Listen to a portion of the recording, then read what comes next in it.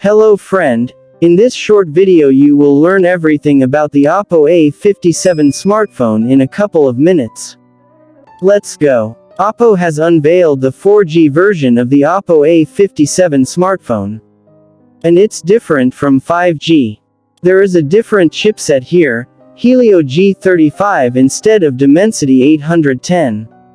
The 4G version has the same battery capacity as the 5G model 5000 mAh.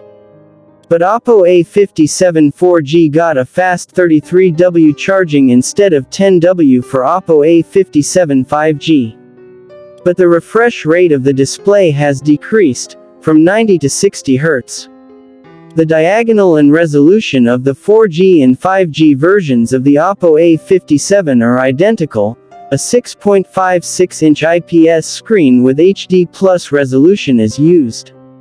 The Oppo A57 4G has 3 GB of RAM, expandable up to 4 GB with flash memory.